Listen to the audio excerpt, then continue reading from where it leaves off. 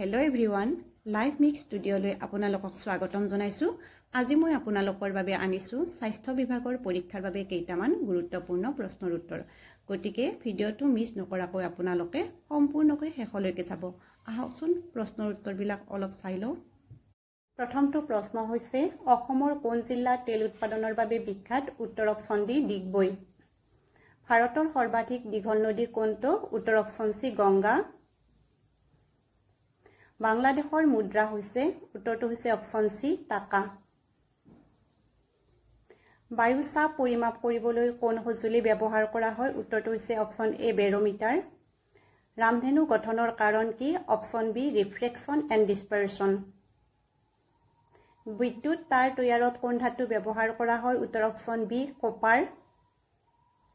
কোন গ্ৰহৰ উপগ্ৰহ আটাইতকৈ বেছি? Option B Jupiter. বিদ্যুৎ প্ৰবাহ উৎপন্ন কৰিবলৈ কোন যন্ত্ৰ ব্যৱহাৰ কৰা হয়? উত্তৰ অপচন বি জেনেৰেটৰ। 2025 নোবেল শান্তি বঁটা কোনে লাভ কৰিলে? অপচন সি এণ্টনিঅ' গুটেৰেছ। 2025 চনৰ আন্তৰ্জাতিক চলচ্চিত্ৰ উৎসৱ কোন ৰাজ্যত অনুষ্ঠিত হৈছিল? গোৱা। ইলেক্ট্ৰন কোনে আৱিষ্কাৰ কৰিছিল? J Thomson. এইবাৰৰ প্ৰশ্নটো হৈছে ভাৰতীয় সংবিধানৰ জনক কোন? উত্তৰটো হৈছে অপচন বি বি.আৰ. আম্বেদকাৰ। ইয়াৰ পিছৰ প্ৰশ্নটো হৈছে আন্তঃৰাষ্ট্ৰীয় মহিলা দিৱস কেতিয়া পালন কৰা হয়? উত্তৰটো হৈছে অপচন এ 8 মাৰ্চ। 2025 চনৰ বুকাৰ সাহিত্য বঁটা কোনে লাভ কৰিলে? উত্তৰটো হৈছে অপচন ডি চিগ্ৰিড নুনেজ। বৈদ্যুতিক শক্তিৰ একক কি? উত্তৰ হৈছে অপচন বি ৱাট। তাপমাত্ৰা পৰিমাপ কৰিবলৈ কোন সঁজুলি ব্যৱহাৰ কৰা হয়? উত্তৰটো হৈছে অপচন বি থাৰ্মোমিটাৰ। 2025 চনৰ ICC চেম্পিয়নছ ট্ৰফী কোন দেশে জিকিলে? উত্তৰটো হৈছে অপচন এ ইণ্ডিয়া। 2032 চনৰ অলিম্পিক কোন দেশত অনুষ্ঠিত হ'ব? উত্তৰটো হৈছে অপচন এ অষ্ট্ৰেলিয়া। বৰ্তমান আমেৰিকাৰ ৰাষ্ট্ৰপতি কোন? উত্তৰটো হৈছে অপচন সি কমলা হেৰিছ। 2025 চনৰ সৰ্বশ্ৰেষ্ঠ পৰ্যটন ৰাজ্য বঁটা কোনে জিকিলে? উত্তৰটো হৈছে অপচন এ কেৰেলা। এইবাৰৰ প্ৰশ্নটো হৈছে ফল পকিবলৈ কোন গেছ ব্যৱহাৰ কৰা হয়? উত্তৰটো হৈছে অপচন বি ইথিলিন। তাৰ পিছৰ প্ৰশ্নটো হৈছে কোন গ্ৰহক ৰঙা গ্ৰহ বুলি জনা যায়?